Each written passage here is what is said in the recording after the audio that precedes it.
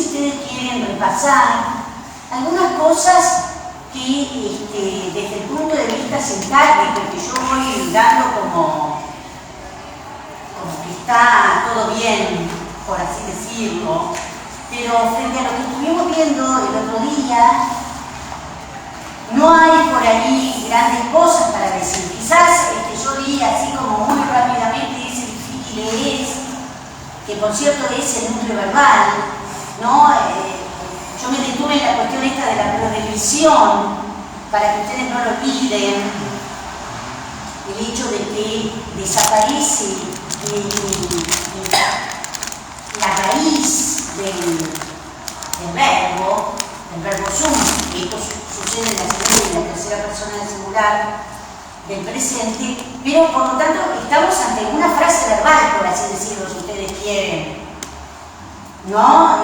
Si quieren ponerlo como núcleo verbal, pónganlo como núcleo verbal, si quieren ser así como más específicos en todo caso, bueno, difícil puede ser, si quieren un predicativo y el núcleo verbal es ese T que nos queda acá, pero es evidente que la prohibición nos lleva a pensar que estamos ante una frase verbal, ¿no es cierto?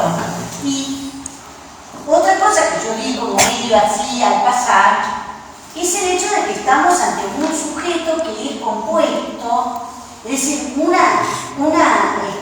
un sujeto que tiene como núcleo infinitivo, por lo tanto, entonces hablamos de una construcción verbal de infinitivo que van a funcionar como núcleos del sujeto, ¿sí? Entonces, ¿cuál es una pregunta de cajón que ustedes también tienen que hacerse? ¿Por qué dice difícil con esa E, tratándose de un adjetivo que es evidente de género neutro? Son estas cosas que ustedes ya a esta altura que ustedes están transitando, son cosas que tienen que preguntarse para darse sus propias respuestas, que es lo que nos va a dar idea de cuánto es que verdaderamente sabemos de la lengua. Entonces, ¿cuál es la respuesta? ¿Por qué pone el poeta difícil en género neutro? Porque los núcleos del sujeto son infinitivos.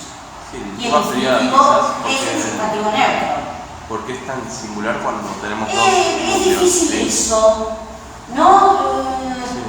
Porque yo creo que no le necesita por ahí poner en plural. Al hacer una frase verbal, ¿no? No es que son difíciles, es difícil claro. eso. Y ese eso digamos, lo separan dos cosas, ¿no? Por ahí podríamos pensar, está buena la pregunta, pero ¿qué tendría que haber puesto? Difiquilia sunt. Claro. Son cosas difíciles hacer esto y esto otro. ¿No? Podría haber puesto en plural, pero recordemos que en latín esto es viable, ¿no es cierto? Que concuerda, se dice, con aquello que está más cerca. ¿No? En español lo hacemos también. Sí, obviamente. Es difícil hacer esto y hacer lo otro. Y ponemos por supuesto un singular, ¿no? Pero podríamos haberlo pensado en plural y entonces tendría que haber puesto difiquilia sunt. ¿Sí? Bueno, el hecho de que, esto sí lo dijimos el otro día, lo trabajamos como una suposición del propio Lachmann, ¿no? Ese posing, por eso es que aparecen conchetes angulares, esto lo habíamos dicho, y ese punto que sí le puse abajo, ¿no? Sí que le puse abajo el hecho de que es una causal. Y van a ver también, esto cuando terminemos el pasaje, van a ver que de alguna forma Lucrecio se comporta con una estructura de recomposición, ¿no es cierto? De composición angular, ¿no es cierto? Composición en anillo. Casi podríamos decir una suerte de estribillo, ¿no? Si es que podemos pensarlo de esa manera. Bueno. Lo otro ya lo hemos resuelto el otro día, ese crear es un infinitivo presente de la voz pasiva que está modificando a posing, ¿no? Por eso, puesto que muchas cosas podrían ser creadas, multa como sujeto, cierto?, de ese verbo posen. Ahí no hay ningún drama. Y estábamos en esto. Yo les había señalado la posibilidad de que entendiéramos este it y este graditur. Fíjense ustedes qué interesante, ¿no es cierto?, lo que hace Lucrecio. Lo voy a escribir porque no me queda,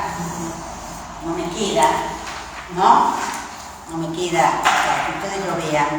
Pero más allá de que podemos pensar en una suerte de quiasmo, y ahora les voy a decir por qué esta posibilidad, lo voy a poner acá.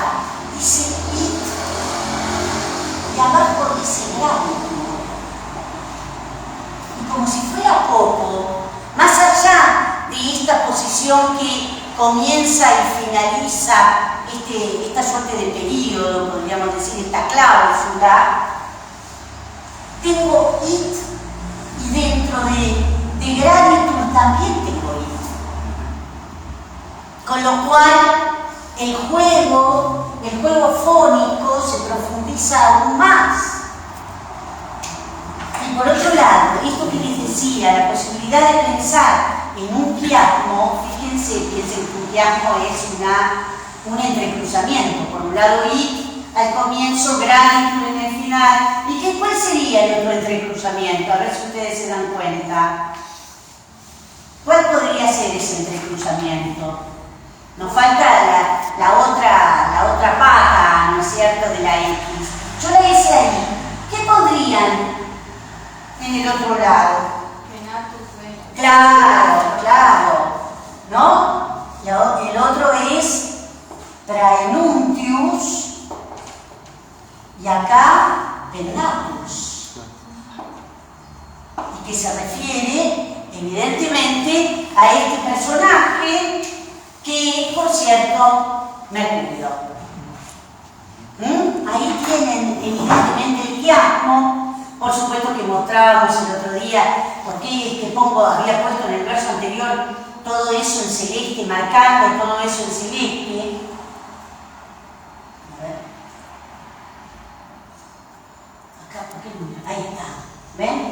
Celeste, azul. Acá se ve, yo intenté, en el mío se ve como un celestito más claro.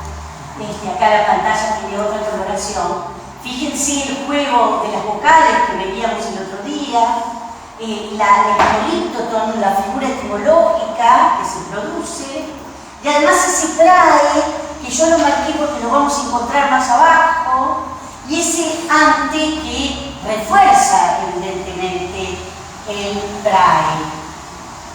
Una de las cosas que señala Mónica Gell, ¿no?, en esta edición del libro quinto, que una de las características que uno puede percibir en Lucrecio es esta, que yo ya se los había anticipado y que lo hemos visto, me parece, el año pasado, es el hecho de que nos encontremos ante tmesis, ¿no es cierto?, estos cortes, ¿no?, el corte del preverbio, del prefijo preposicional, funcionando casi con un carácter adverbial del verbo, ¿no? Bueno, que uno podría pensarlo con el antegraditur, ¿no es cierto? Bien. Desde el punto de vista sintáctico esto no tiene demasiadas dificultades. De nuevo vemos un verbo en singular con un sujeto en plural, que es ver et venus, ¿no? Ver et venus. Y el verbo graditur tiene como sujeto este veneris praenuntius, modificado, bueno, ese ante, evidentemente como un ubi. Cuando ustedes van a buscar las preposiciones, se encuentran con el hecho de que las preposiciones fundamentalmente han sido antiguos adverbios, ¿no es cierto? Y acá aparece con ese valor ante. Y habíamos llegado hasta ahí, ¿no? Van la primavera y Venus y el mensajero emplumado de Venus, pensando ese veneris como un genitivo posesivo, es decir, su mensajero, ¿no? Su mensajero. Creo que el otro día no les había comentado algo que había quedado, que era del texto de Horacio, ¿no es cierto?, que aparecía ese adjetivo compos con un genitivo, y ese genitivo es un genitivo partitivo, puede aparecer en ablativo, eso me olvidé de comentarles el otro día, ¿no? Genitivo partitivo. Y acá, fíjense que nosotros hemos traducido la precede, ¿no es cierto? Ese ante con graditur en el sentido de precede, que ya por sí lo tenemos en el prae, ¿no? También. Con lo cual, evidentemente, Lucrecio está insistiendo en el hecho de que Mercurio aparece evidentemente antes, por eso la idea del mensajero, ¿no? Bueno, y podemos pensar que ese Veleris que tenemos ahí es un genitivo posesivo y su mensajero en plural, ¿no es cierto? Muy bien. Nada, vean ciertos comentarios que me parecen interesantes, porque ustedes pueden volver, por ejemplo, al himno inicial, ¿no? El himno que abre la obra lucreciana, ¿no es cierto? Que la presenta a Venus. Después vamos a ver alguna imagen de Venus, por ejemplo, el nacimiento de Venus que hace Sandro Botticelli, que es un cuadro posterior a la alegoría de la primavera, ¿sí? Ambos, por supuesto, pertenecen al siglo XV. Pensemos que al comienzo del siglo XV, 1417, se recupera el texto de Lucrecio, ¿no? ¿No es cierto? El pollo Bracciolini lo encuentra en Maguncia, ¿no es cierto? Entonces, hay muchas disquisiciones acerca de las influencias posibles de ese cuadro que vamos a volver a ponerlo, ¿no es cierto? Porque evidentemente está inspirado en la obra lucreciana. A pesar de la influencia neoplatónica de Sandro Botticelli, o que ha recibido Sandro Botticelli, a partir, bueno, de la importancia de alguien como Marsilio Ficino, ¿no? Tendríamos que traerlo, como hicimos en aquella oportunidad, a Mariano Vilar, para que hable de cómo el Ficino, a pesar de ser un neoplatónico, tenía en la cabeza a Lucrecio. Esto es muy interesante. Bueno, nada, ven lo que yo les pongo, que es un poco lo que nosotros hemos puesto en el libro. La primavera abre la sucesión de las estaciones por esta creencia de que el año se abre en primavera, es decir, la creación es evidentemente la explosión de la vida, y de ahí el nombre del mes de abril, ¿no es cierto? Que es Aperio, ¿no? Para que ustedes lo piensen desde esa perspectiva.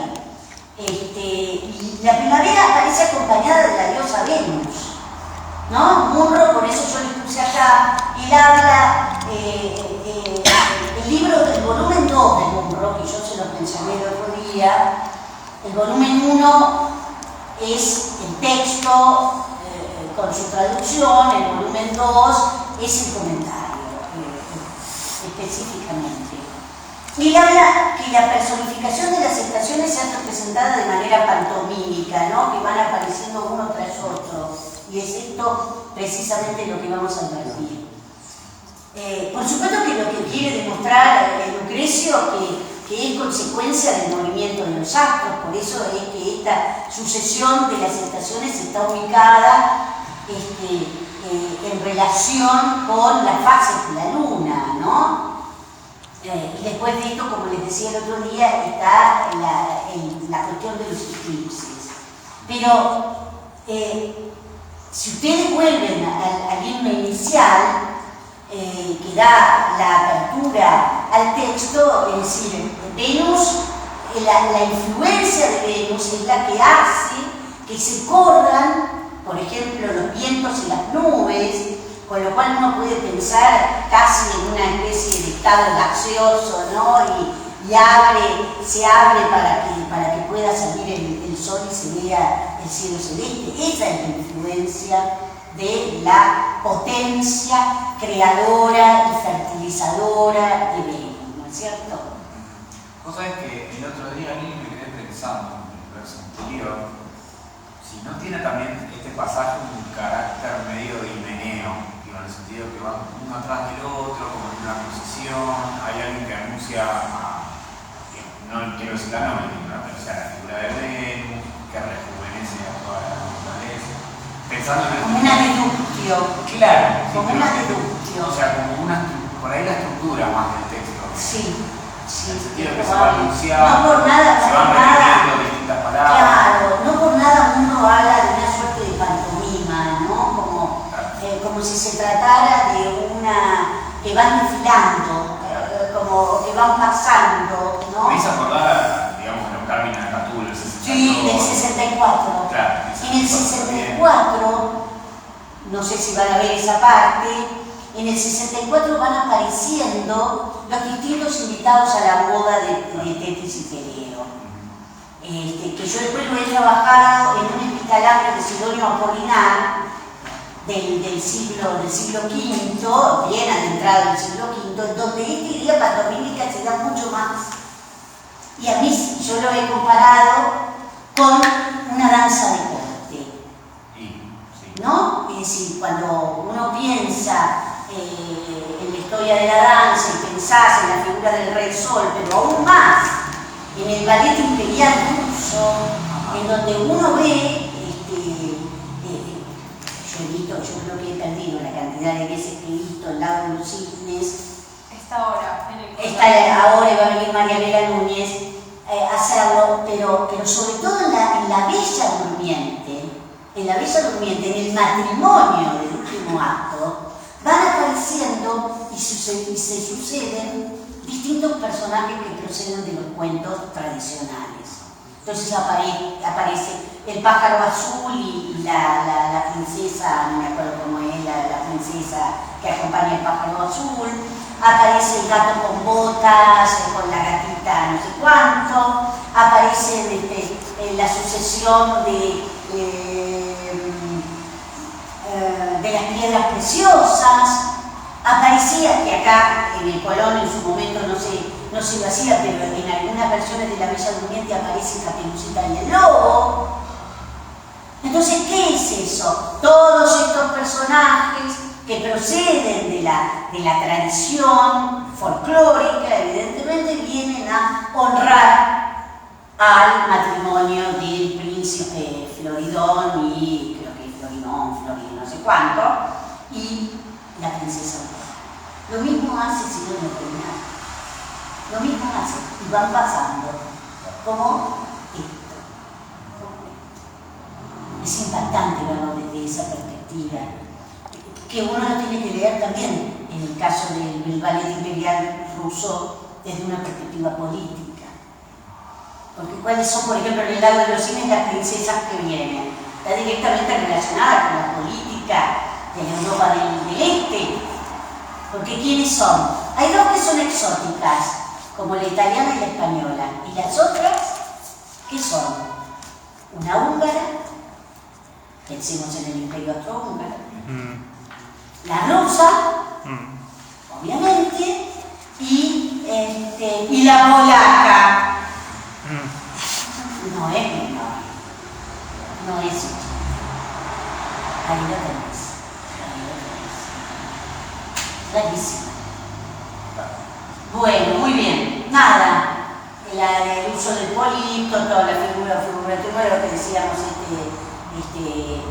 Weneris, la aniquilación de la letra E. Bueno. Y por el otro lado, que más o menos medio como lo habíamos visto también, lo vamos a volver a poner en la pintura, en la reinterpretación que Sandro Botticelli hace, se considera que quien anuncia es Mercurio, ¿no es cierto? El dios que tiene la función de ser el mensajero de los dioses, bueno, se lo califica como alado porque se lo representaba con sandalias aladas. En Botticelli esto no se nota mucho, aparece con su cabeza cubierta con un sombrero de alas anchas, empuñando el caduceo, es un Hermes Mercurio que aparece con su caduceo señalando en lo alto, después lo vamos a volver a ver para apartar las nubes, o pareciera para darle color a las flores, mientras se encuentra en el extremo izquierdo de la obra, dice, por tanto alas en su bota, no se le cree mucho, después podríamos ver a ver si esto es tan así. Por supuesto que la figura de Botticelli es una figura muy andrógina, ¿no? En el caso de Mercurio. Bueno, ahora vamos a seguir, porque aparece Céfiro, ¿sí? Acá aparece la cuestión de los vientos, otro de los grandes temas que evidentemente proviene de la épica, ¿no? Que proviene del mismo Homero, ¿no? Y que después también lo podemos encontrar representado en las tradiciones de los cuentos infantiles, aunque ustedes no lo crean. Hay un cuento de Hans Christian Andersen que es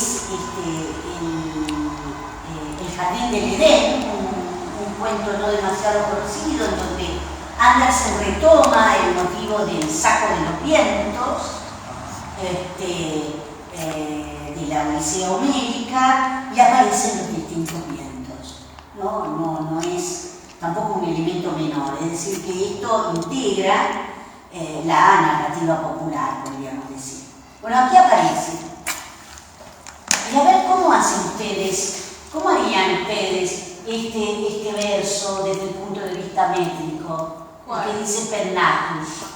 Pennatus graditur Zephiri Vestigia propter. ¿Y dónde pondrían entonces la cesura? Graditur, al final. Ahí está. ¿No es cierto? Esa es la pentemímera. ¿Y la otra? ¿Habría otra?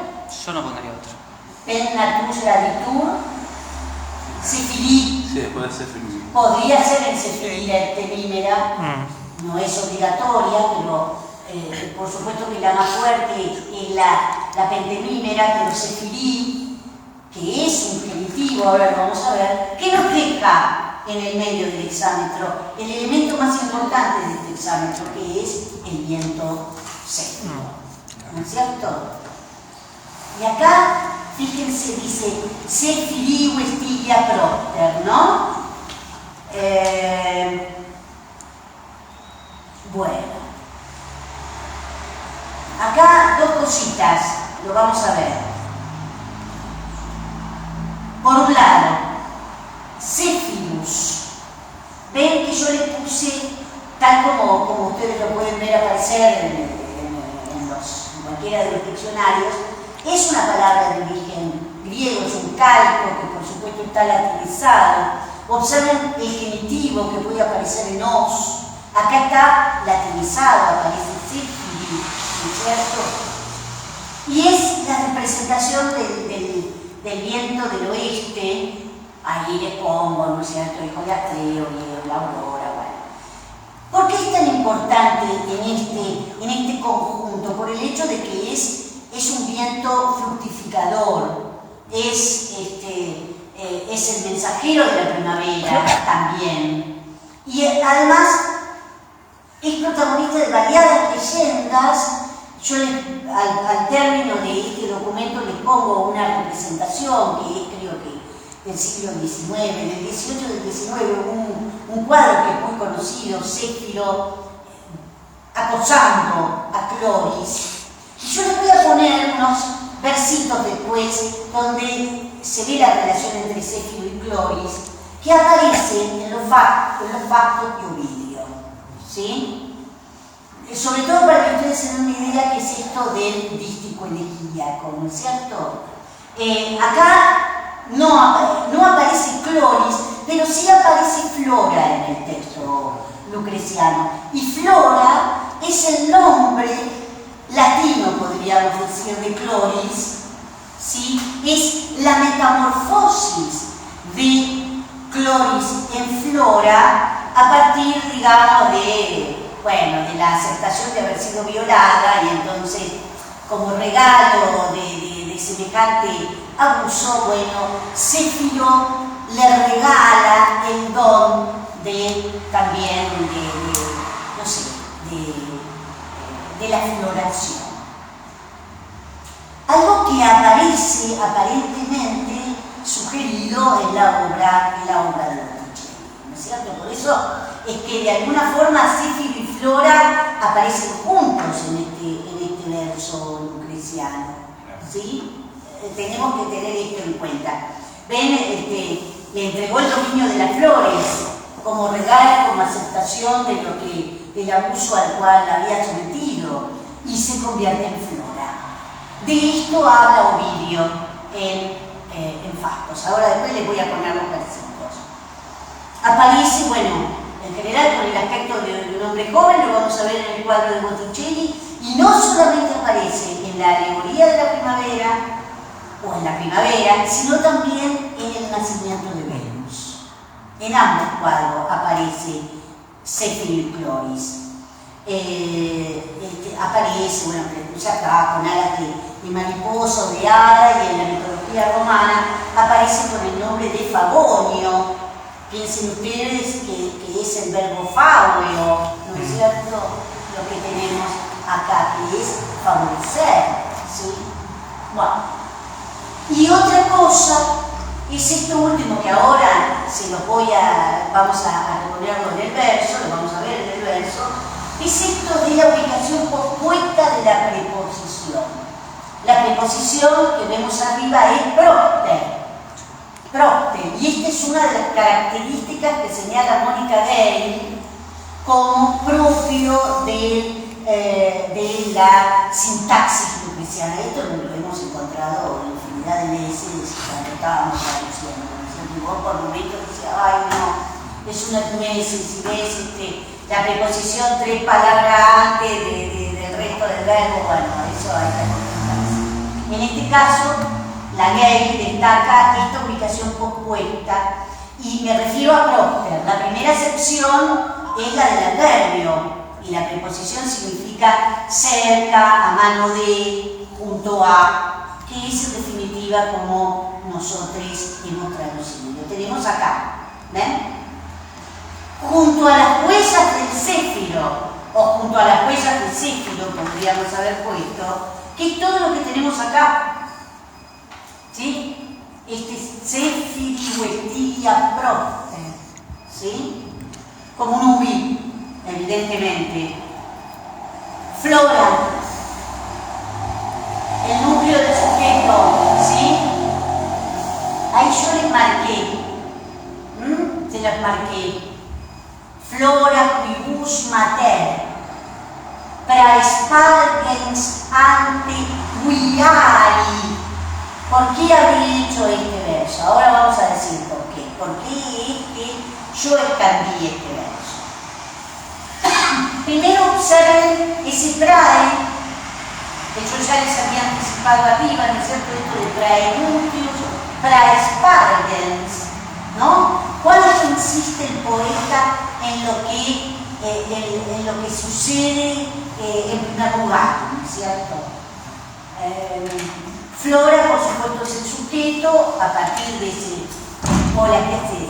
a partir de ese quibus, como ustedes pueden ver, se inicia una proposición. Pero uno tendría que decir, Flora es el sujeto de qué. Sí, porque es el sujeto, sin lugar a dudas. ¿No? Es el sujeto dentro de la proposición. En este caso, quibus está opuesto. ¿Por qué lo pone en primer lugar a Flora? Porque quiere destacar el primer lugar, ¿no es cierto? Focaliza en Flora, ¿no es cierto?, al ponerla en primer lugar. Pero quibus, ¿qué tiene? ¿Cuál es el antecedente de quibus? Esto es lo que nosotros tenemos que tener en cuenta. ¿Cuál les parece a ustedes que será? Glorious. El antecedente, miren, vuelvo a ponerlo acá, a ver si ustedes se dan cuenta. Ahí lo ven. Huestigia. Ese es el antecedente de quibus. Quiere decir entonces que ese ubi no termina ahí. Flora es el sujeto, está focalizado, pero es el sujeto dentro de la proposición atributiva, dentro de la proposición atributiva. ¿Estamos de acuerdo? ¿Sí? Y a su vez, ¿qué acompaña a Flora? ¿Qué acompaña a este sujeto? Mater. Mater. ¿Y qué función le pondrían ustedes? Quizás no coincide en castellano, pero sí en latín por esa posición. ¿Qué pondrían ustedes? Yo le pondría aposición. Aposición.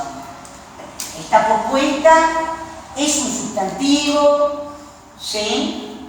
La madre flora.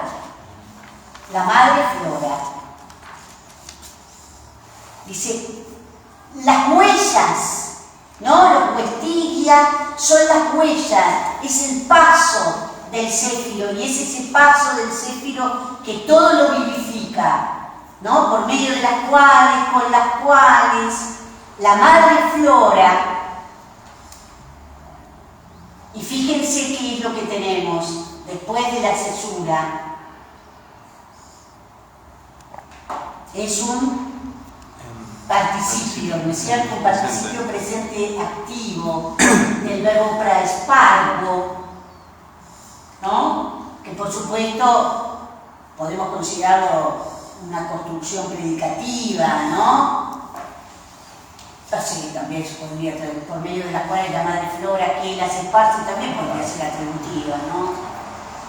Y fíjense de nuevo, yo destaqué antes, porque lo habíamos visto arriba también, ¿no? Puse la A en rojo siguiendo el mismo color para el resto de los ictus, pero no se olviden que ese ante lo habíamos visto arriba. Tenemos la repetición de prae, la repetición de ante, ¿sí? Esta insistencia que hace precisamente el poeta. Que por cierto, ese ante, como ustedes pueden ver, está funcionando como adverbio, ¿no? Delante del camino, ¿sí? Y se destacan en este sustantivo viae dos cosas. ¿Qué es lo que primero ustedes advierten visualizándolo? Es un singular. El singular sería viae. Tendría que haber sido viae, exactamente, porque viae es un sustantivo de primera declinación, que tiene una i. Este es un arcaísmo. Este es otra de las llamadas de atención que nos hace la Mónica Gay y que podemos certificar que así ocurre, ¿no es cierto? Muy frecuentemente en Lucrecio, pero como si fuera poco, no es que estamos ante un estadio anterior del diptongo. No hay diptongo acá, sino que es una forma disilábica, por eso es que a la hora de hacer la escansión, ¿no es cierto? Fíjense que dice flora quibus mater, praespargens, lo voy a hacer acá, ¿no? Acá, praespargens, ¿sí? Antevi, esa es breve, vocal ante vocal, y esto es larga angeps, que también es una larga. Eso aparece señalado por el NU en su morfología histórica. Y esto es una característica del lenguaje arcaizante de Lucrecio, que es también una forma de certificar su pertenencia a una tradición étnica. Así que, ¿te acordás? Un terra ahí que aparece en el libro sexto que está haciendo biológico directamente en su momento. Flora, es fácil, ¿no es cierto? Flora, esto no tiene ningún problema, ¿no es cierto? Por supuesto que esto está trabado, porque si no estuviera trabado es a breve, ¿eh?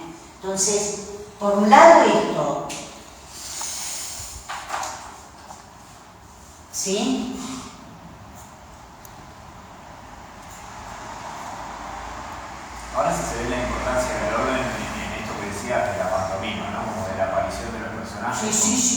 sí, O sea, sí. la importancia delante del traje. Sí, El totalmente. graditum, que es un movimiento distinto al I. Sí, por ejemplo. sí, totalmente. Como que se va Cómo que deteniendo. van apareciendo, ¿no es cierto? Y cómo van adelantándose uno a otro, ¿no?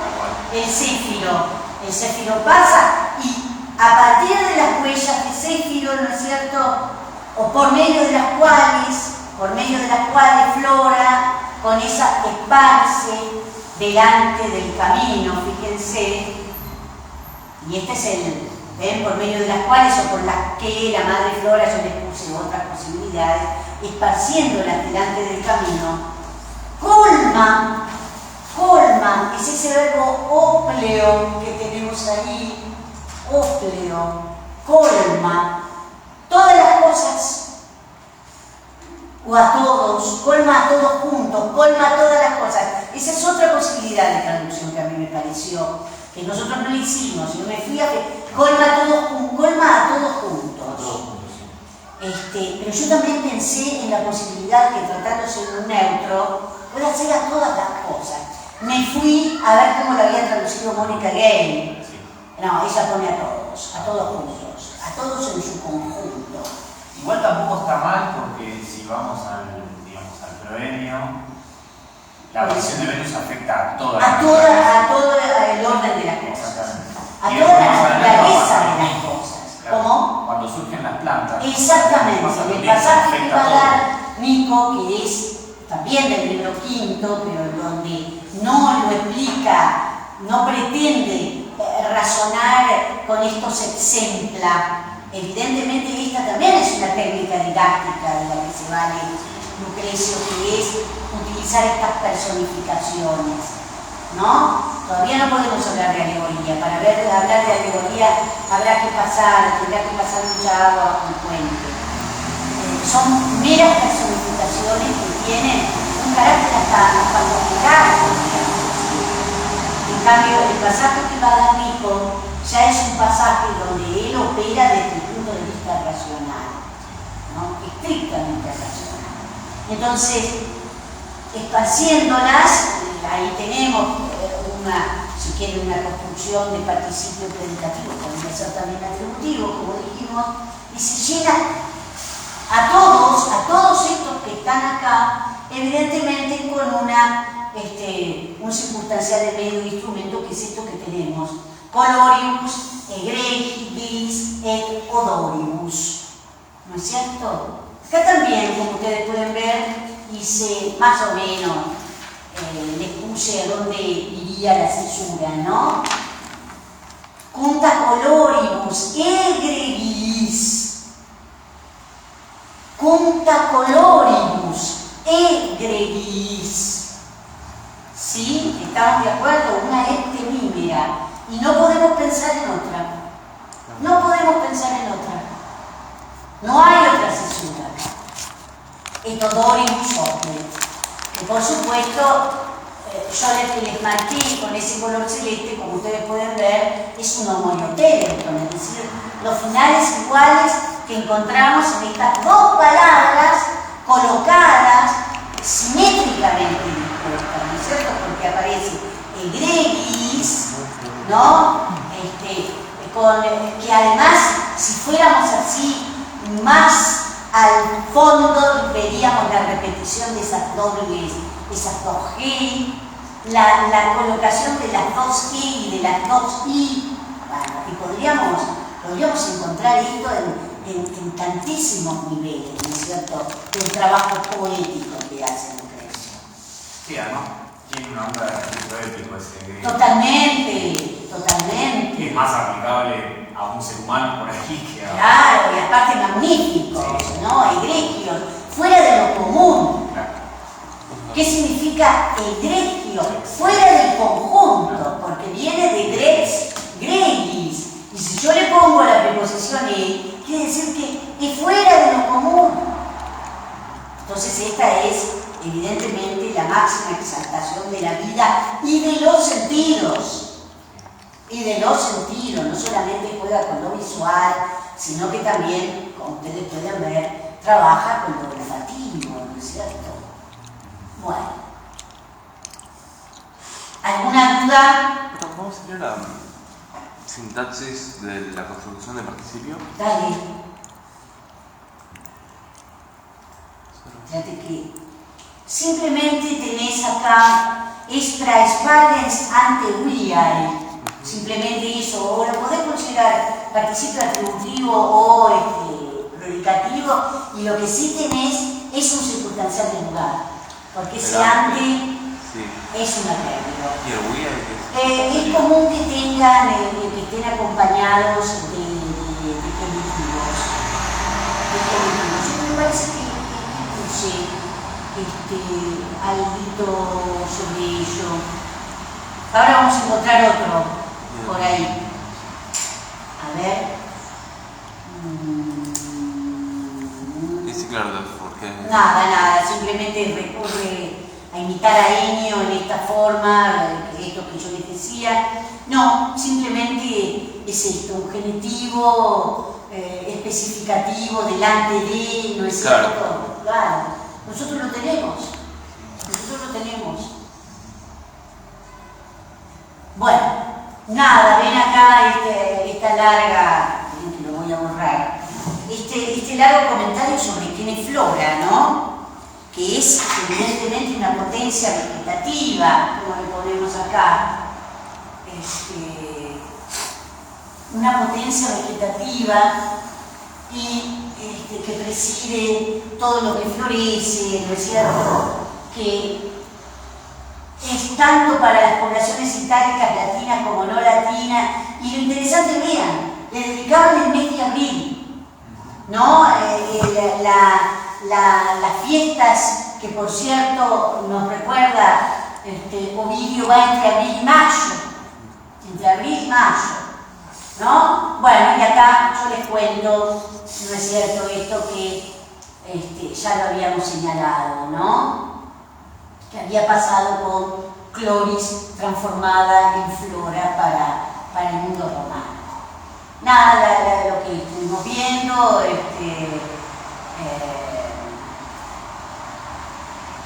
y esta referencia al adjetivo neutro punta que habíamos señalado. Y bueno, les agregué también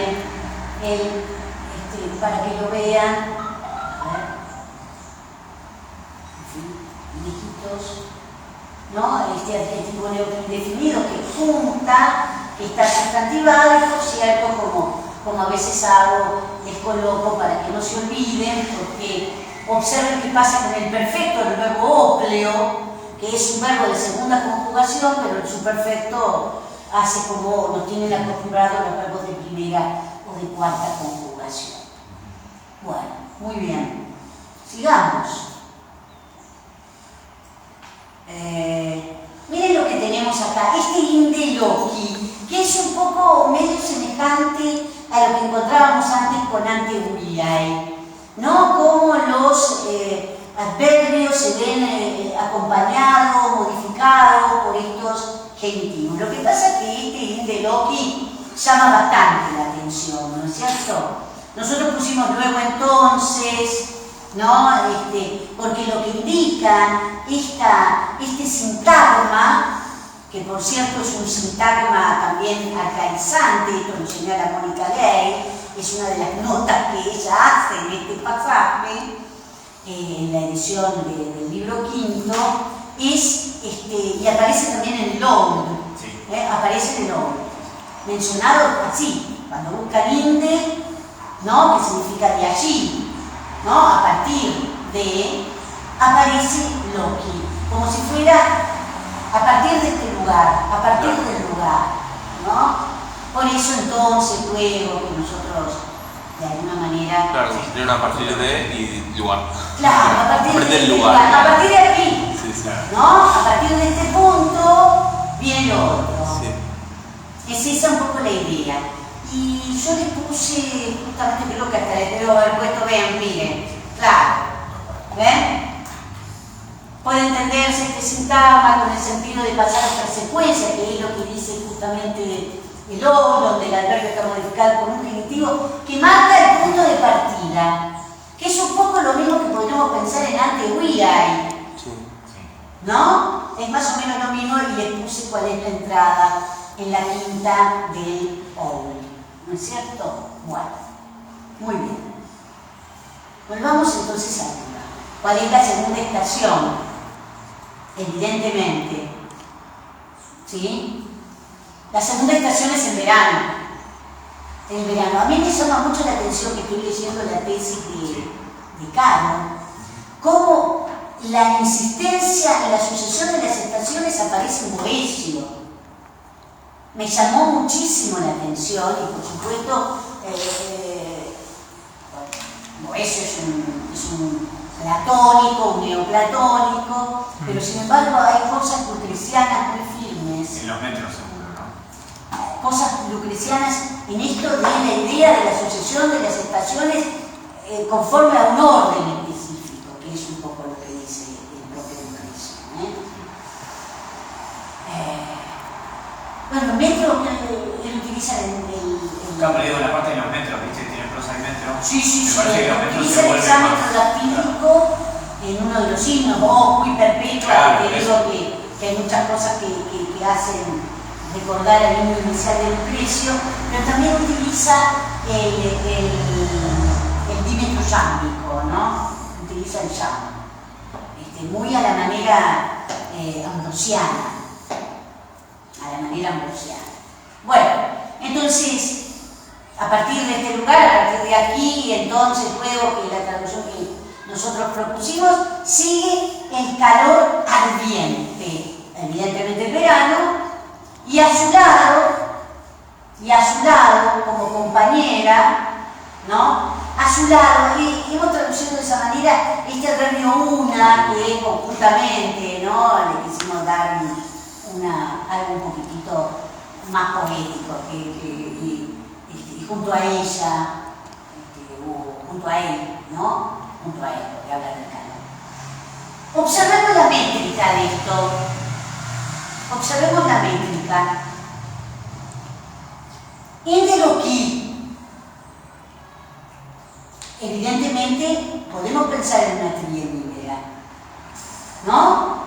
Lo hacemos para que ustedes se den cuenta. Pero por sintácticamente. Y sintácticamente. Yo Sí. no lo hubiera puesto ¿Por qué? solamente en la escena. Inderoquí. Sí, perfecto, pero podés sugerirla. Las triemímeras y las septemímeras son, por supuesto, débiles, ¿no? También se habla hasta de una pentemímera débil. Podría ser. Si vos destacás la pentemímera, nosotros no vamos a decir nada. Pero sí podríamos pensar acá, donde lo que está haciendo es destacar, ¿no? Estas dos palabras que marcan la conexión con lo anterior y con lo que sigue. Indeloquí secutur. Por supuesto que esta es la más importante, la pentemímera. Esta es la más importante. ¿Sí? ¿Y ahora cómo sigue? Calor aribus. Y yo le señalé algo acá. La diéresis bucólica. La diéresis bucólica. La diéresis bucólica. ¿Sí? ¿Cuándo es que tenemos una diéresis bucólica? Contemos los hexámetros, los dáctilos, los pies táctilos, que acá son todos dáctilos. Sí. 1, 2, 3, 4. Ya del cuarto. Es decir, después del cuarto pie. Ahí es donde vamos a encontrar una diéresis bucólica. Piensen que la diéresis, ¿qué significa? Una pausa tras la completitud del pie. ¿Sí? Tiene que estar completo ese pie, porque si no hablamos de censura. ¿Sí? Y además, desde el punto de vista sintáctico, hay un corte clarísimo, ¿no es cierto? Y a su lado, sigue el calor ardiente, y a su lado, como compañera, ahora vamos a ver, ¿no? Acá cierra comezura. Pronto esta sería una triple B también, ¿no? ¿Puede ser? ¿Cómo será? Por el hecho de que tenés la diéresis. Claro, El sí, hecho ¿no? de que Puede tenés ser. una triemímera, una pentemímera y Triemímera y la la diéresis. diéresis. Si me equivoco era... Es muy, muy interesante este hexámetro. Tienen ahí un ejemplo clarísimo de lo que es un hexámetro modélico, ¿no?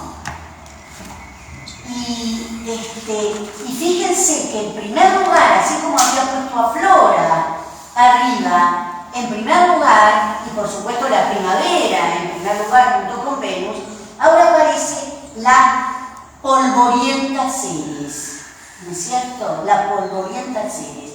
Y lo que yo les marqué, como ustedes pueden ver, son las aliteraciones, ¿no? Tanto vocálicas como consonánticas, que ustedes pueden ver acá, ¿no? Observen la R, el pulverulenta, en queres, en flabra, ¿no? Las L's,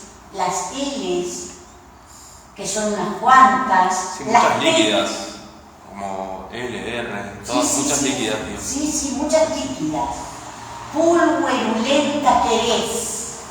Observen de nuevo, destacar en la pentemímera, con esa cesura pentemímera se destaca, ¿no es cierto?, la figura de Ceres.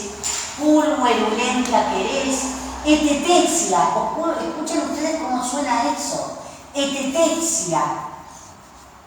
Flabra aquilonum. Y ahí aparece el segundo viento. Bueno, cuando dice etesia, flabra aquilonum, también se está refiriendo al vientos, ¿no? Y como compañera, junto a su lado, esto es todo el sujeto, ¿no es cierto? Por un lado el calor, que es evidentemente la representación del verano. Quizás alguno hasta lo pueda poner en mayúsculas si quieren, calor como representación del verano, ¿sí? Bueno. Nada, recordar que ese sustantivo, ese come comitis, podría ser un predicativo no obligatorio. Bueno. Y dice, la polvorienta Ceres y los soplos anuales de los aquilones. Ahora vamos a ver qué significa todo esto, ¿sí? Como ustedes pueden ver, así es como representa el verano. Utiliza un solo verbo, que es sequitur, ¿no es cierto? Y que va de la mano con los anteriores verbos, ¿no? De nuevo repiten la idea de lo que va, de lo que está en movimiento. Utiliza it, utiliza graditur, utiliza sequitur. Es impactante si nosotros lo vemos desde esa perspectiva. También No. desde la semántica. ¿Cómo? Cada uno de los tres, desde la semántica de cada uno de los tres. Exactamente. Porque es como Tendríamos que más independencia menos.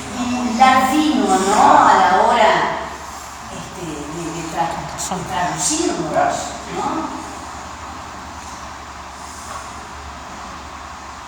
Nosotros pusimos simplemente sigue, lo hicimos lo más cercano, ¿no es cierto?, al verbo en español, y de nuevo advertimos que tenemos un sujeto compuesto, pero el verbo está en singular, además porque está sobre todo en posición inicial. Va en posición inicial. Incluso en los exámenes graditur y sequitur, acá que lo tengo, digamos. Lo podés ver, mejor que. Está exactamente en el mismo lugar están. Sí. Están exactamente en el mismo lugar. Y lo mantiene. Y lo mantiene. Y observen ustedes este inde, que es lo siguiente. Si quieren, voy un poquitito para abajo, porque ustedes se preguntarán por qué nos encontramos con etesia, flabra y pusimos los soplos anuales, ¿no es cierto? Bueno, algunas cositas. ¿Ven esto de la idea de Ceres, como el nombre? Bueno, pues eso ya lo saben. Sí, de meta. Es una antiquísima potencia de la vegetación también, ¿eh? No nos olvidemos que si nosotros le hacemos caso a lo que dice Cicerón, Deméter significa la madre tierra, ¿no? La delta como una forma, cercana a Gegués, ¿no ¿no es cierto? Bebés, bebés, por lo cual Cicerón interpreta que Demeter significa madre tierra. Es una antiquísima potencia de la vegetación, como lo demuestra la raíz de la palabra, que significa brotar. Esto lo dice Grimal. En este contexto representa, bueno, la madre tierra, se la caracteriza como polvorienta, pero que si la asimilamos a Demeter, Demeter es la tierra cultivada. ¿Sí? Si la asimilamos a Demeter es la tierra cultivada, esencialmente debemos pensar en Demeter como la diosa del trigo, bueno, que se cosecha al finalizar la primavera. ¿Sí? Bueno, y acá esto era lo que yo quería llegar. Este adjetivo que por ahí es de un uso muy poco, no es muy usual, deriva de un término griego, como ustedes pueden ver, es un calco, es el de Tesius aún, ¿sí? Que se traduce por anual, que hace referencia a la regularidad con que soplan los vientos del noroeste, en particular durante el verano, en algunas regiones del Mediterráneo, al punto de que si ustedes lo buscan por ahí lo van a encontrar como vientos etéreos. Por eso nosotras cuando estábamos traduciendo esto, ¿qué pusimos? Bueno, ¿qué hablamos? Soplos, tenemos flauta para soplos, porque es eso. Entonces, ¿cómo traducimos etéreos?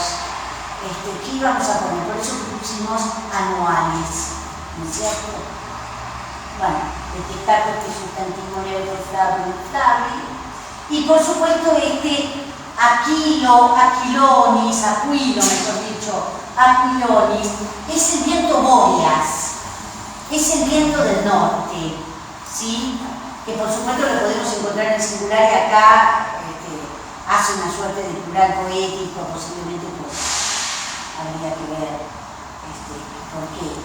Igualmente, cuando uno busca en Ovidio, en Fastos, la leyenda de Cloris y Céfiro, aparece el viento bóreas también. Parece ser que se la...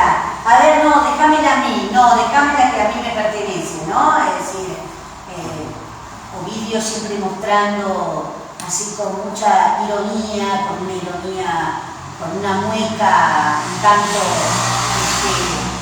deformada, como la mujer no es más que una moneda de cambio, ¿no es cierto?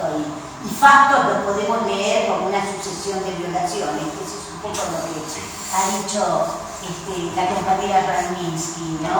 Al respecto. Wow. Muy bien. ¿Estamos de acuerdo, gente? ¿Algún problema? No. Piensen que todo es el sujeto. Por un lado, calorarius, ¿no? Y por el otro lado, los orientaceres y los soplos anuales de los aquilones. Yo pensé con el cómic como predicativo. Si yo pienso y sigue como a su lado, como compañera, lo pensé de esa manera. Lo que tendríamos que reponer es el verbo secor. Bueno, observen, cuando ustedes lo tengan, miren el texto y fíjense cómo él repite en posición inicial ese inde, ¿no es cierto? Inde loci, inde nuevamente, ¿no? Cada vez que va a mostrar una nueva imagen, una nueva representación para cada una de estas estaciones, pone como conector, que puede ser tanto un conector temporal, fundamentalmente temporal, piensa, ¿no es cierto?, en el Bueno, hacemos este verso y descansamos un momento. Dice, después si quieren hacemos que no hicimos la métrica y este es un versito que me desearía que yo les hubiera puesto, ¿no? Sobre todo porque aparece esa palabra, esas dos palabras, eius euam. Claro. que ahora vamos a ver, ¿sí? Dice, inde autumnus adit graditur simul, eius eruam. Es, desde el punto de vista fónico, es un verso realmente magistral en su composición. ¿Hay algún nombre específico para hacer esos versos que destacan mucho el ritmo vocálico? Son aliteraciones, tanto vocálicas como consonánticas. Podés hablar de homofonía también, si querés, homofonías, ¿sí? Es decir, sonidos iguales. Pero acá lo que resulta interesante, observen ustedes en la palabra autumnus, donde tengo esas 3 U seguidas, ¿no? Observen que yo les marqué exactamente igual que se produce en it, graditur, sequitur. Les marqué acá este adit graditur, ¿no? Una nueva forma del mismo verbo, ¿no? Para jugar con los compuestos, como ustedes pueden ver, y lo pone, observen ustedes que lo pone uno al lado del otro, colocando en otra posición el otoño por un lado y la presencia de Baco por el otro, ¿no? Lo que pasa es que el otoño se acompaña de la presencia de Baco porque es el momento en que se produce la cosecha de la vid y se comienza a preparar el vino. ¿Sí? Bueno, entonces yo le puse acá el nombre de la estación, lo puse con mayúscula. Por ahí tendríamos que haber puesto el calor con mayúscula, como yo les decía, que es evidentemente una metonimia por el verano, porque él no habla de verano.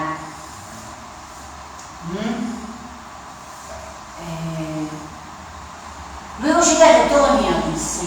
Luego llega el otoño, o se aproxima quizás, tendríamos que haber puesto. Y ese simul, que yo le puse una nota, introduce, es una conjunción, no solamente es un adverbio, sino que es una conjunción de carácter temporal, que introduce, en realidad, graditur es el verbo de la proposición adverbial, ¿sí? Pero lo que pasa es que lo pospone la conjunción para dejar los 2 verbos, como ustedes pueden ver, en posición media. Pero introduce una temporal. Al mismo tiempo que dice marcha, le pusimos nosotros, que avanza, ¿no? Marcha creo que está muy bueno. Marcha está bueno. Está bueno. Sí. Sí. Está bien. Marcha abajo. Y esto, ahora van a ver la nota después que descansemos, porque es que pusimos al grito de Evoé. Yo dije, a ver, van a ver que Ewan también es un epíteto con el que se lo conoce abajo. Y cuando ustedes, yo dije, ay, a ver cómo lo traduce la GAE, ¿qué puso? No puso nada. No lo traduce. No lo traduce. Porque se interpreta. Es además también una interjección. Es una interjección. Y al mismo tiempo es un epíteto con que se lo suele acompañar. Sí, Mari. No, que Baco entonces lo sacaste de Ewan y de... No, Baco es Eius. Sí. Eius es una de las formas en que es llamado. Y fíjense que la palabra Eius tiene exactamente, es un epíteto onomatopéyico. Es un epíteto onomatopéyico, porque ustedes lo tienen en él. Claro, igual también acá dicen en el aparato crítico que justo esta palabra tiene como 3 variantes. ¿Qué te parece? Sí, Ewa, Aewa, Claro, Ewon. me imagino que le debe haber costado mucho a esos copistas. Claro que sí. Claro que sí. Sí. Bueno, Muy bien, hacemos un corte y después hacemos la mezcla de esto y les muestro a ver qué cositas puse como notas por ahí. Antes de eso, perdón, morfológicamente, ¿qué sería eso? ¿Qué cosa? Igual. Morfológicamente. Muy bien. Indautunus adit. ¿Estamos de acuerdo? Sí. Mírenlo. Indau o indeau. Me acuerdo que el profesor Prieto decía, no tenemos certeza, en una sinalefa se desaparece una. Él era medio reacio a la desaparición de una de las vocales. Indeautunus o indautunus. Adit, clarísima la pentemímera, ¿no es cierto? Graditur, ¿sí? Una termina. Simul. Y acá, ¿qué vamos a hacer? Euius. Eius. Euan. Evidentemente, tenemos que pensar, esta es una vocal, podríamos pensar en un antiguo diptongo, ¿no es cierto? Eius, por supuesto que con esa H intermedia que, no sé si podríamos pensar en una suerte de aspiración, pudo haber sido, como si dijera Eius Erwan. A mí mucho no me gusta esa idea, pero es posible. ¿Estamos de acuerdo? Indautunus adit graditur simuleius Erwan.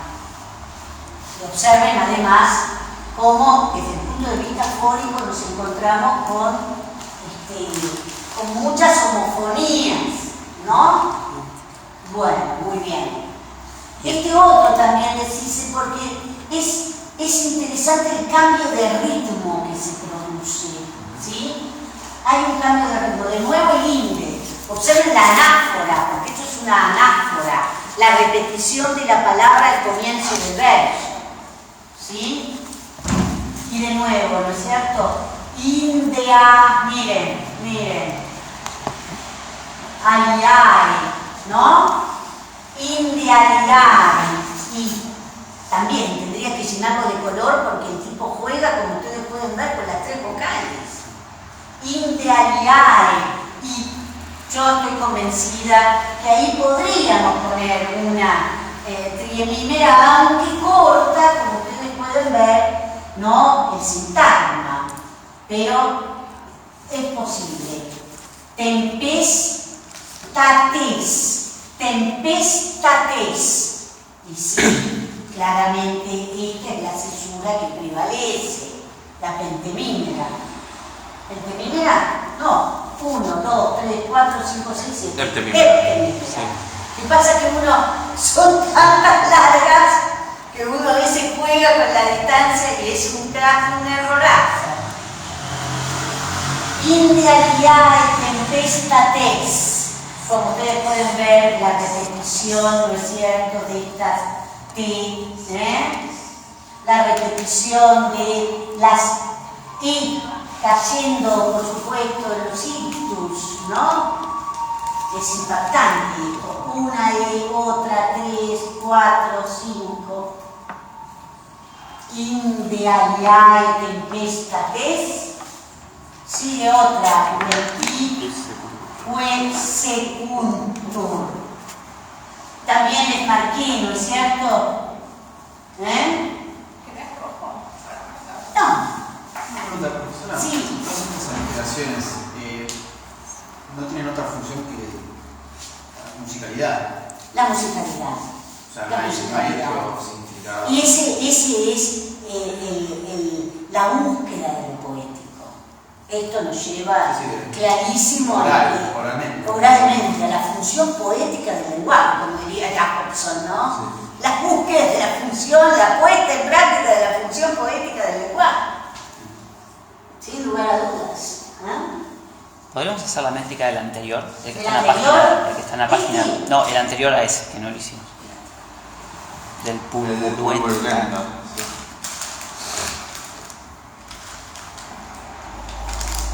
zorro.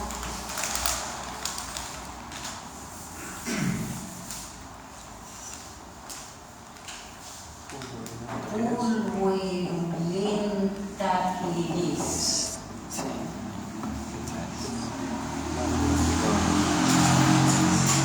¿Sí? Repeticia, es magnífico eso. Esa repetición, ¿no? Sí. Etetecia, flabra. Ojo, ven acá como es larga,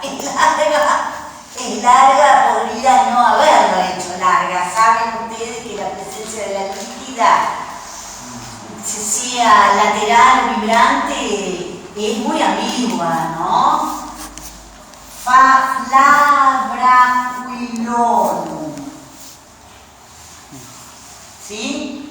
Pulmurulenta que eres, etetecia, qué maravilla. Etetecia flabracuilorum. Y la repetición de estas 3 aes, ¿no? ¿Qué define la cantidad de una sinalefa? O sea, si es largo o breve. No, la que sigue. sinalefa, eso no te preocupa. Las sinalefas son, si tenés, que acá no tenemos ninguna, acá. No. Vos tenés que tener en cuenta qué pasa con la segunda. Claro. Con la segunda. La que gana es la segunda. La que gana es la segunda. Sí. Porque se supone que la primera desaparece.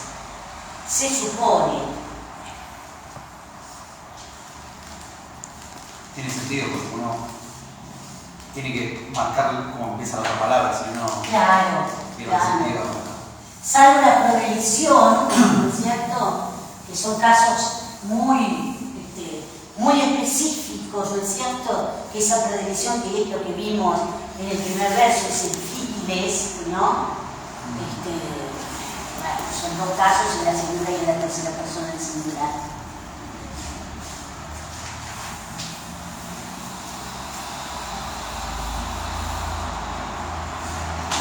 Bueno, muy bien. Vamos entonces, estamos por acá. Quería leer el verso de India, Leae, Tempestates o Antigüe, Secundus, desde el punto de vista sintáctico es muy simple, ¿no es cierto? Porque ese inde que ya lo hemos visto en posición anafórica puede ser un circunstancial de lugar, ¿no es cierto? Puede ser un circunstancial de tiempo, ¿no?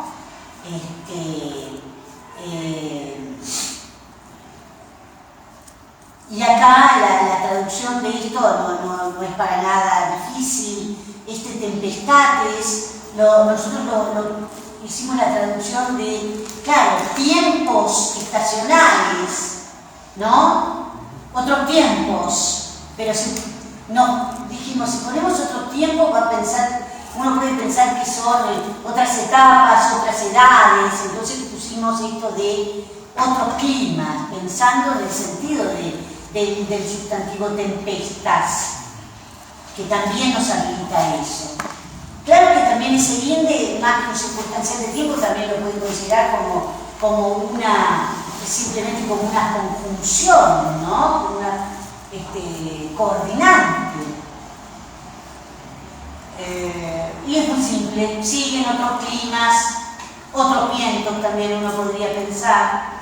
La traducción que nosotros hicimos fue respetando estrictamente lo que tenemos en el verso latino, ¿no es cierto? No hay mucho para decir en este caso desde el punto de vista sintáctico. Y me detengo acá porque les quería mostrar, ¿no es cierto?, lo que podemos encontrar con estas 2 palabras referidas abajo, ¿no?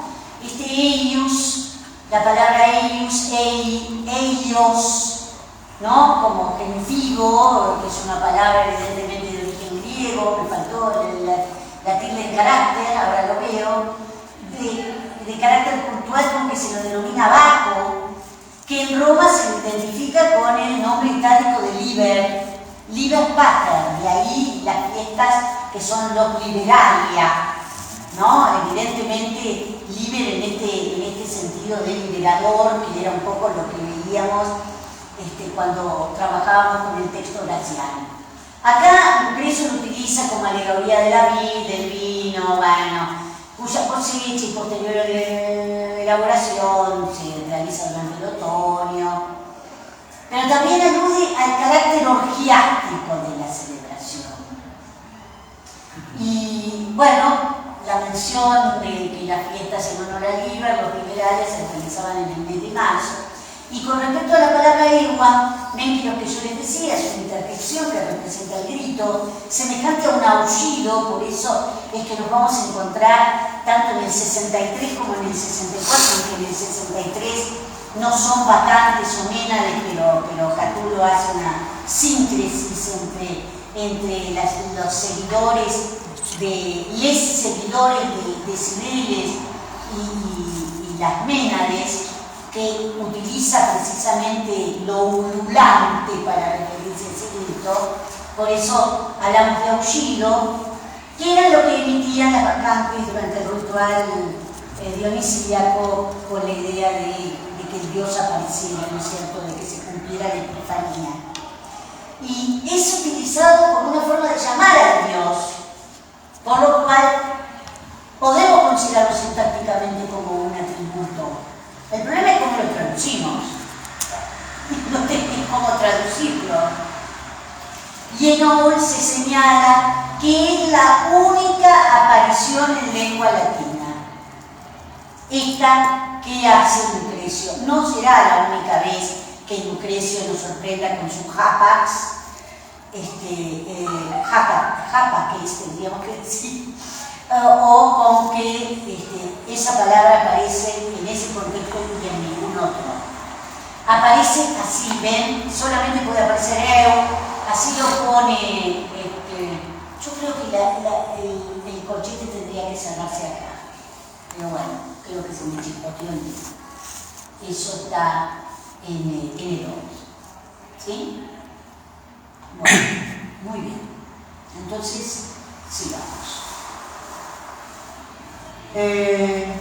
Bueno, entonces de allí o luego otros climas, o siguen otros climas de otros vientos, podríamos pensar.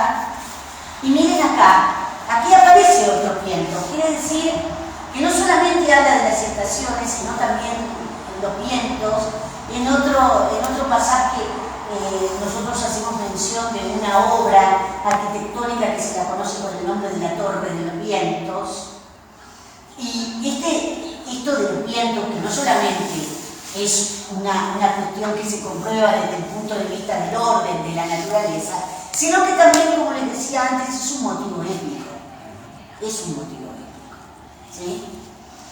Bueno, y acá aparecen otros vientos, dice altitonans volturnus. Ahí perfectamente podríamos pensar en una trocaica, a ver si es así lo que pienso. Altitonans, ¿sí? Volturnus, acá la tenemos, ¿sí? Fíjense cómo corta, evidentemente, con ese let, porque acá está mencionando a dos vientos diferentes. Volturnus, acá está la cesura, ¿sí? Et aus per fulmine orens. ¿Estamos de acuerdo? ¿Es una trocaica? Una trocaica. ¿Puedes recordar por qué es trocaica? Porque fíjate vos que antes de la cesura se forma un troqueo. El troqueo es El tipo de... sí. Es muy homérica, es una de las que más predomina en Homero, ¿sí? Mucho más que una pentemímera. Altitonans volturnus et aus per fulmine polens, ¿sí? Y fíjense que este es otros sujetos.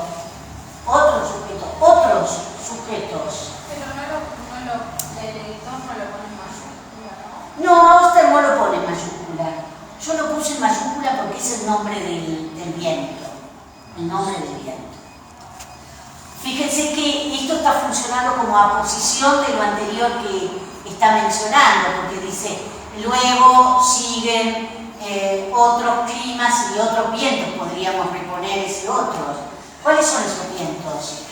Volturno que retumba desde lo alto. ¿Dónde está ese que retumba desde lo alto? Altitonal. Altitonales.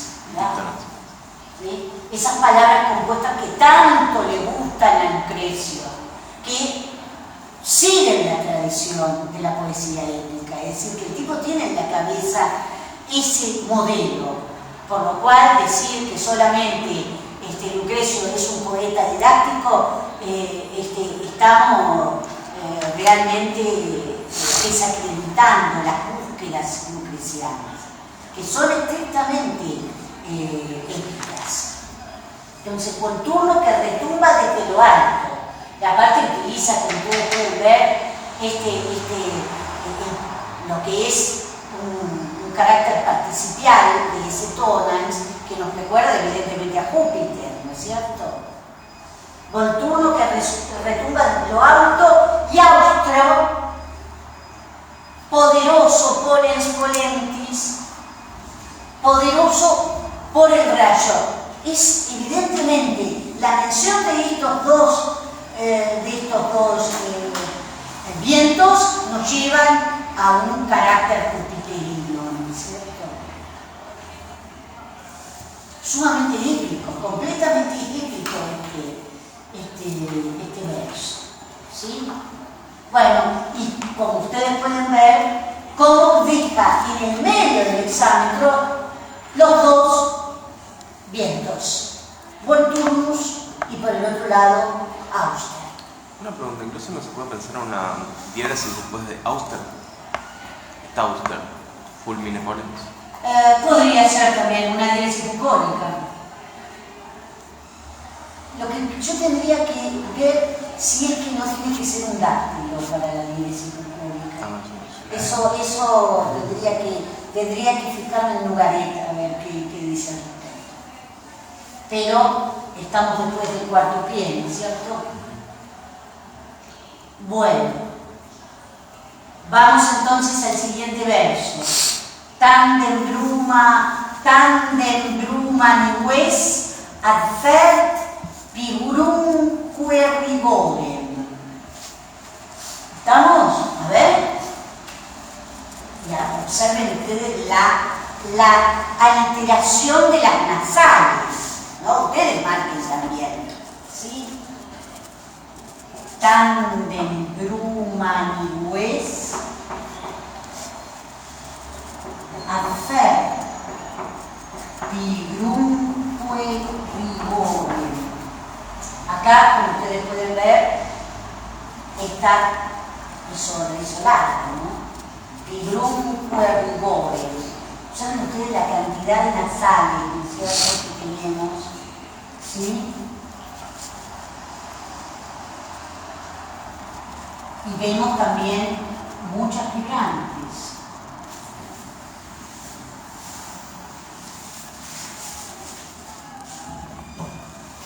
Bueno, y acá aparece el invierno. Acá aparece el invierno. Finalmente, por último, ese tándem, ¿no es cierto? Una conclusión conclusiva. Y ahí aparece esa palabra bruma, es un sustantivo de primera declinación, bruma, con lo cual nos hace acordar de dónde deben haber sacado los revolucionarios franceses para cambiar el calendario, ¿no? El mes brumario, por ejemplo, ¿no? Viene de acá. ¿A qué corresponde bruma? Yo hago una nota al respecto. ¿Es el solsticio, yo puse hibernal o invernal? Es el solsticio del invierno. Ya de por sí la palabra bruma, que eso es lo que significa. Está utilizando esa palabra en lugar de invierno.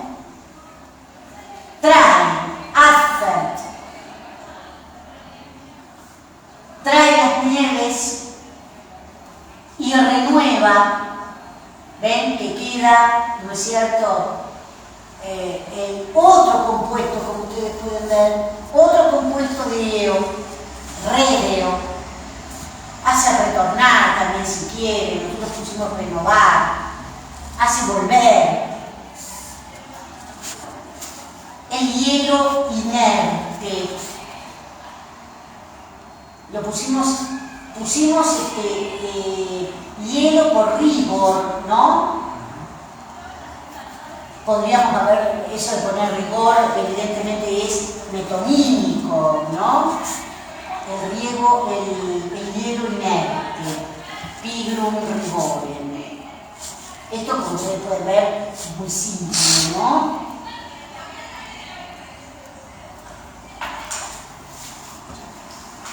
El sujeto de pluma, y tenemos el sujeto de pluma tanto para Adverb como para Ready. ¿Sí? Tenemos un predicado compuesto con sus correspondientes objetos directos.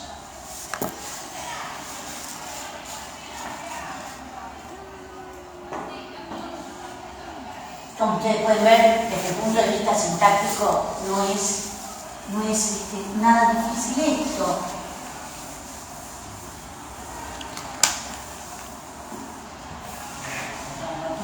Que dicen que si no se borra rápido queda. Y de nuevo, ahí tenemos ese sustantivo yens, que es invierno, justamente, y ahí yo lo puse con mayúscula. Esto es invierno propiamente dicho.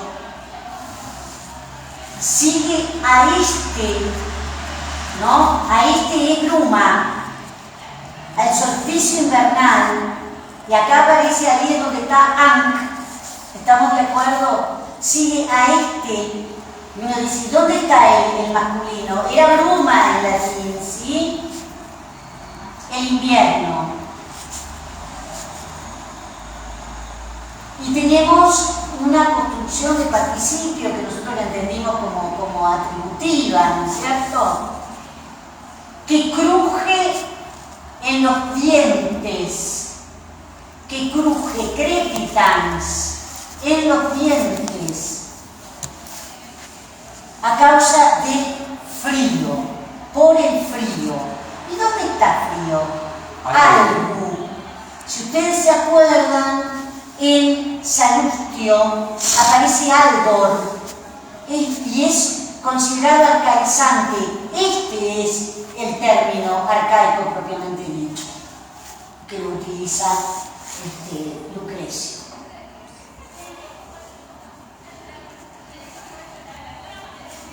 Redit iems sequitur crepitans anc dentibus algo. Observen ustedes ese crepitans anc, ¿no? Casi una repetición. Crepitans anc dentibus algo.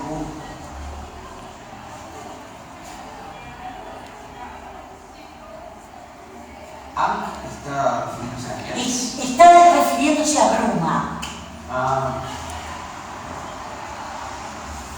A bruma. Ankh es bruma. Bueno. ¿La cesura es triemímera? No.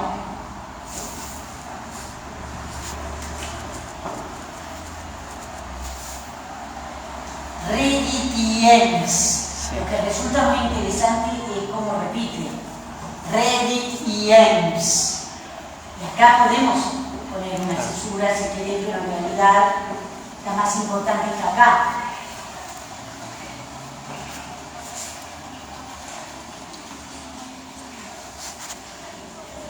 Crepitans anc dentibus algo.